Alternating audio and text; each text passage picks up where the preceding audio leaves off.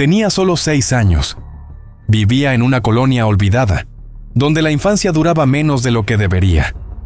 Esa tarde jugaba frente a su casa, a plena luz del día, mientras su madre lo observaba por unos minutos. Nadie imaginó que ese sería el último momento en que lo verían con vida. Cuando desapareció, todo el barrio salió a buscarlo. Vecinos, familias y otros niños recorrieron calles, terrenos baldíos y casas abandonadas durante horas interminables. El silencio, la angustia y la desesperación se apoderaron del lugar, hasta que una confesión inesperada destapó una verdad tan brutal que sacudió a todo México. Este es uno de los casos más perturbadores y dolorosos que ha vivido México. Un caso que no solo habla de violencia, sino de una infancia rota, de leyes insuficientes y de una realidad que muchos prefieren no mirar. Quédate hasta el final, porque esta historia te va a impactar. Hola a todos, yo soy José y antes de comenzar con este caso, los invito a que dejen su me gusta, eso ayuda muchísimo a que estas historias lleguen a más personas. También cuéntenme en los comentarios desde dónde nos están viendo. Nos encanta saber hasta dónde llegan estas historias y leerlos. Si consideran que este contenido es importante, compártanlo para ayudar a crear conciencia y para que más personas conozcan estos casos que no deben olvidarse. Su apoyo es fundamental para seguir dando voz a estas historias. Ahora sí, comencemos. Christopher Raimundo Márquez nació el 2 de enero de 2009 en la colonia Laderas de San Guillermo, en Chihuahua, México. Desde sus primeros años, su vida estuvo marcada por un entorno profundamente adverso. La colonia era conocida por sus altos niveles de marginación, carencias económicas y una violencia cotidiana que se había vuelto parte del paisaje social. Muchas familias de la zona sobrevivían con lo mínimo. La falta de oportunidades, el desempleo y la ausencia de servicios básicos empujaban a adultos y jóvenes a normalizar dinámicas peligrosas. En ese contexto, el crimen organizado no era una historia lejana, sino una presencia constante, visible y para muchos menores, aspiracional.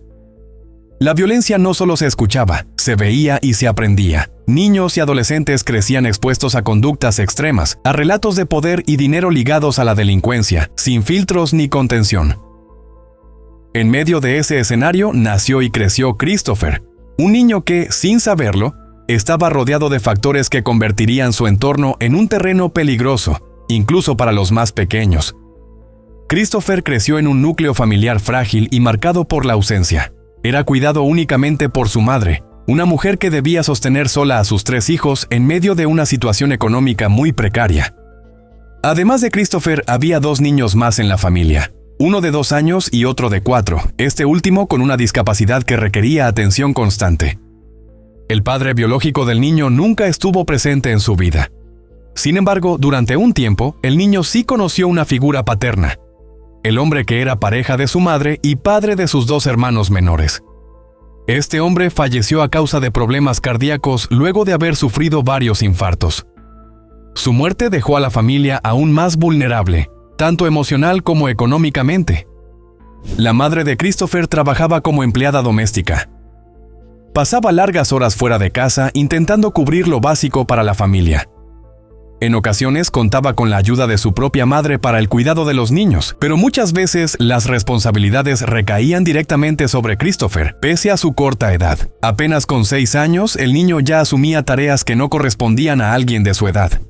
Se encargaba de vigilar a su hermano menor con discapacidad y de cuidar a los otros niños cuando los adultos no estaban. Esa carga temprana formó parte de su rutina diaria y reflejaba la dura realidad que enfrentó desde muy pequeño. A pesar del entorno difícil en el que crecía y de las responsabilidades que cargaba desde muy pequeño, Christopher era recordado como un niño alegre y lleno de energía.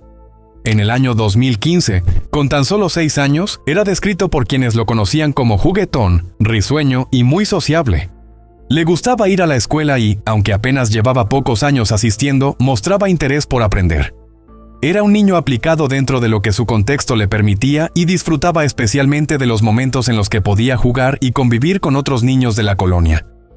En el barrio todos lo conocían. Los vecinos le tenían cariño y solían llamarlo por apodos como Cristo o Negrito, sobrenombres que lejos de incomodarlo lo hacían sentirse querido e integrado. Tenía muchos amigos y pasaba gran parte del tiempo jugando afuera de su casa. Sin embargo, su madre no estaba de acuerdo con que se juntara con niños mayores.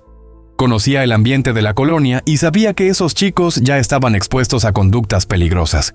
Aún así, en más de una ocasión Christopher desobedecía y salía a jugar a escondidas con ellos, sin imaginar el riesgo que eso implicaba. Así llegamos al 14 de mayo de 2015. Christopher se encontraba jugando por la tarde frente a su casa, como lo hacía casi todos los días. Tenía consigo un pequeño carrito de juguete y permanecía a la vista de su madre, quien lo observaba mientras realizaba las labores del hogar. Eran aproximadamente las 2:30 de la tarde, y por unos momentos todo parecía transcurrir con normalidad. En un punto, la madre entró a la vivienda para revisar unos frijoles que estaba cocinando. No quería que se quemaran, ya que era lo único que la familia tenía para comer ese día. Según su propio testimonio, solo se ausentó unos minutos. Sin embargo, ese breve descuido fue suficiente para que todo cambiara. Cuando volvió a salir, Christopher ya no estaba. El lugar donde minutos antes jugaba quedó vacío. Al principio, su madre pensó que el niño se había ido a jugar con alguno de sus amigos cercanos y que, en su entusiasmo, se había olvidado de avisar. Aún así, comenzó a buscarlo de inmediato en los alrededores.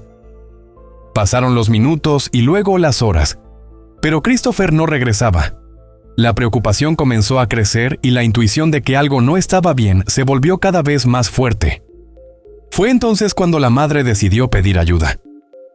Tras notar que Christopher no regresaba, su madre comenzó a recorrer la colonia en su búsqueda. Tocó puerta por puerta preguntando a los vecinos si lo habían visto o si sabían con quién podía estar. Al inicio, aún conservaba la esperanza de que el niño simplemente estuviera jugando en alguna casa cercana. Pero conforme pasaba el tiempo, la angustia se volvió insoportable. Al ver la desesperación de la madre, los vecinos se unieron de inmediato. La colonia entera se movilizó para buscar al pequeño. Recorrieron calles, terrenos baldíos, revisaron casas abandonadas, vehículos en desuso y cualquier rincón donde un niño pudiera haberse escondido o haber quedado atrapado. Nadie encontró una sola pista. La búsqueda se extendió durante toda la noche. Nadie quiso detenerse. El miedo a que algo grave le hubiera ocurrido al niño mantenía a todos en movimiento. Cerca de las 6 de la mañana del día siguiente, muchos apenas descansaron un par de horas antes de reanudar la búsqueda con la misma urgencia. Al no obtener resultados y con el paso de las horas, la madre acudió finalmente a las autoridades para denunciar la desaparición de su hijo. Al tratarse de un menor de edad, la respuesta fue inmediata. Se inició el protocolo de búsqueda y se activó la alerta Amber.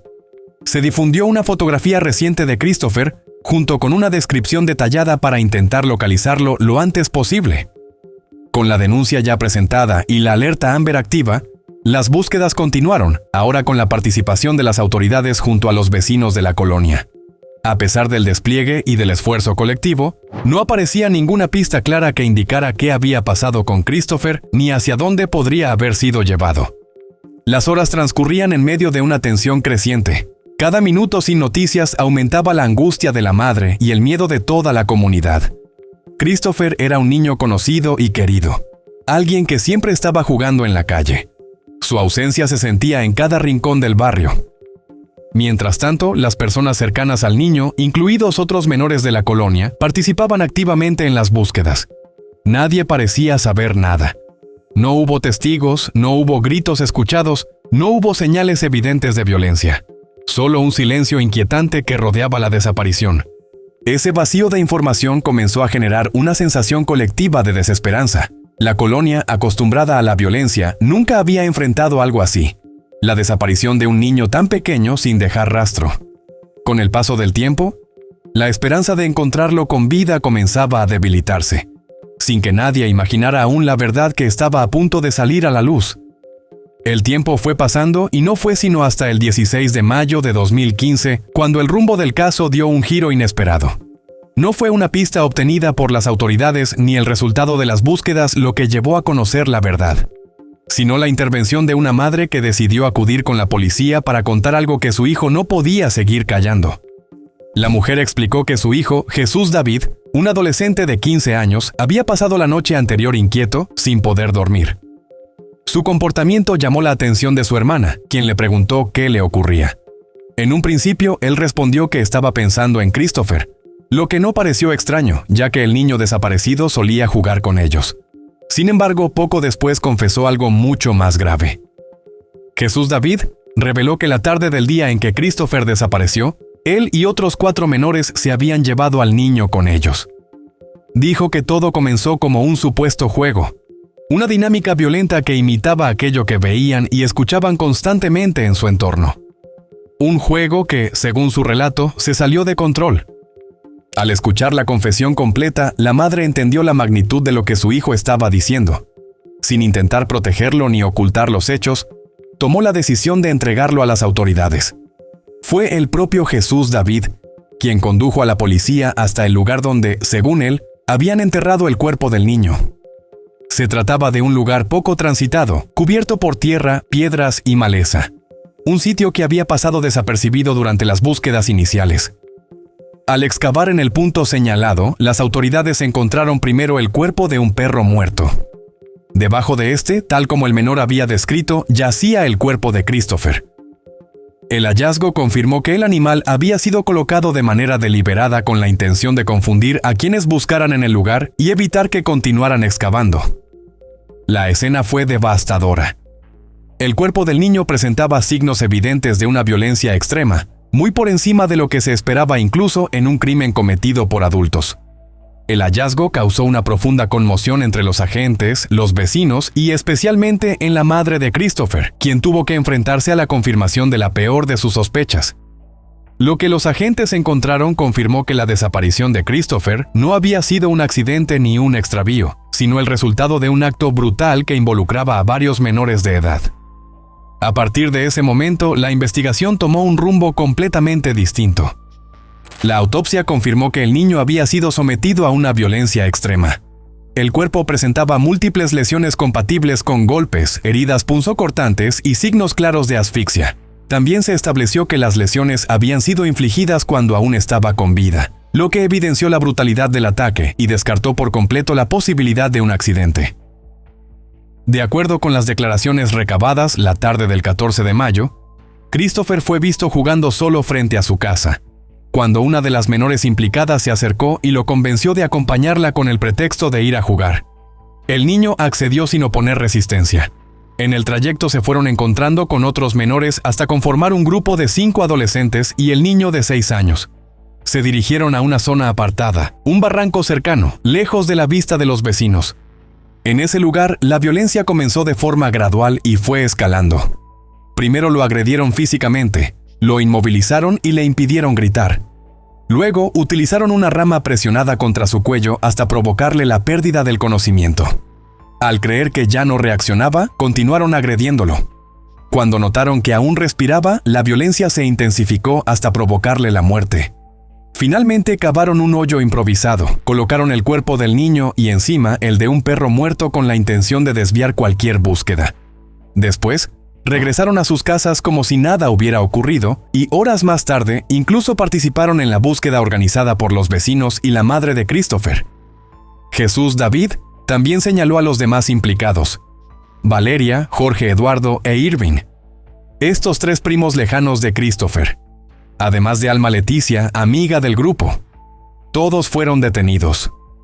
Durante los interrogatorios, los menores mostraron versiones contradictorias y dificultades para sostener un relato coherente. Algunos intentaron minimizar su participación, otros negaron ciertos hechos. Pero las inconsistencias terminaron por confirmar que todos habían tenido algún grado de responsabilidad en lo ocurrido. Lo que más impactó a las autoridades fue la naturalidad con la que describían la violencia. Para ellos, muchas de esas conductas no parecían extraordinarias, sino parte de un entorno donde la brutalidad estaba normalizada. Esta realidad sería clave para comprender no solo el crimen, sino también las decisiones legales que vendrían después. Además de las pruebas físicas, los peritajes psicológicos y sociológicos resultaron clave. Los especialistas analizaron el entorno familiar, social y emocional de los menores, así como su exposición constante a la violencia. Los informes concluyeron que todos crecieron en un ambiente profundamente disfuncional, donde el crimen organizado, la agresión y la falta de límites eran parte de la vida cotidiana. Una vez esclarecidos los hechos, las autoridades se enfrentaron a un obstáculo crucial: el marco legal mexicano respecto a los delitos cometidos por menores de edad.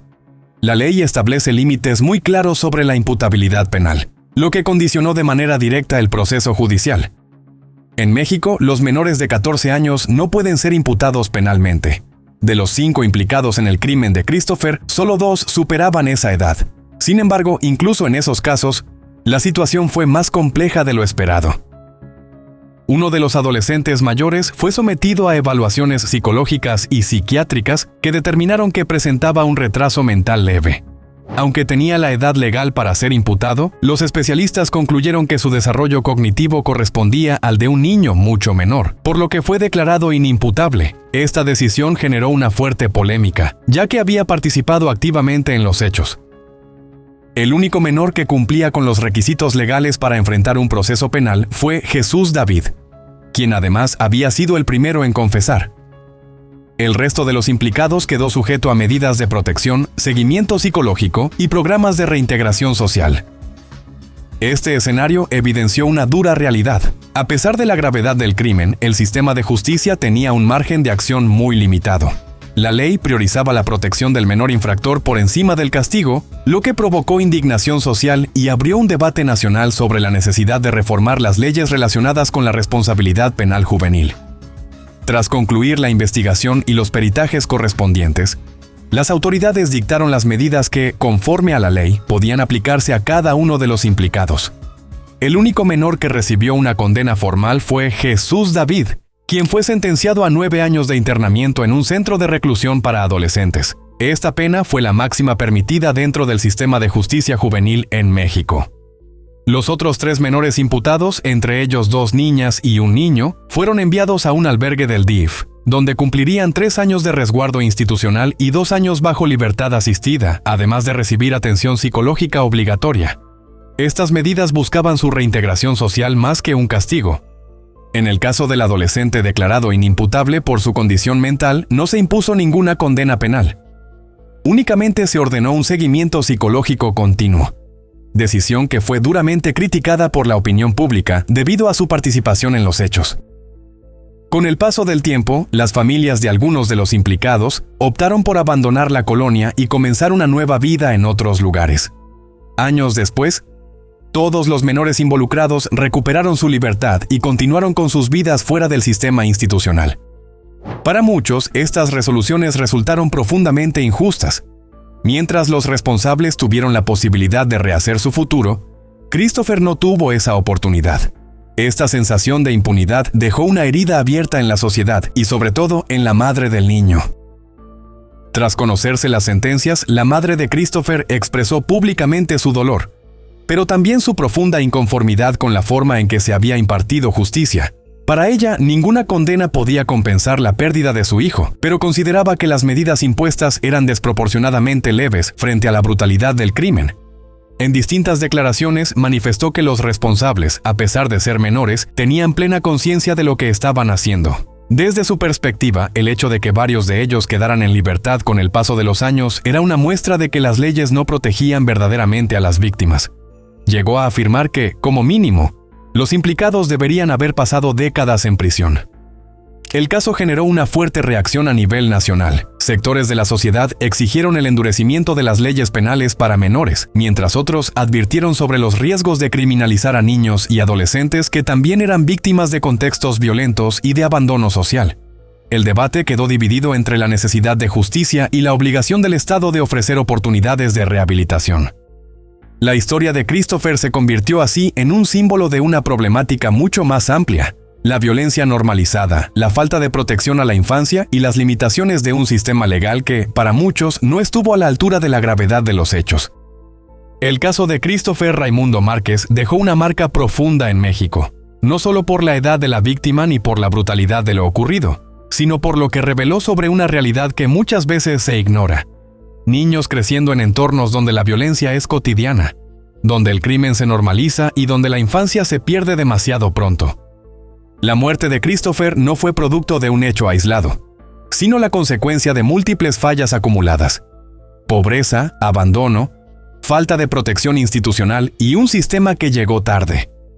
Mientras algunos de los responsables tuvieron la oportunidad de rehacer sus vidas, la suya quedó truncada para siempre, dejando a una madre con un dolor irreversible.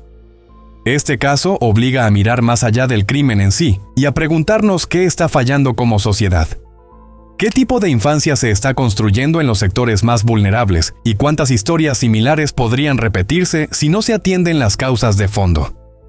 Christopher tenía solo 6 años, y su historia permanece como un recordatorio incómodo y necesario de todo lo que aún queda por cambiar. Y hasta aquí llega este caso. Gracias por quedarte hasta el final y por escuchar una historia tan dura como necesaria.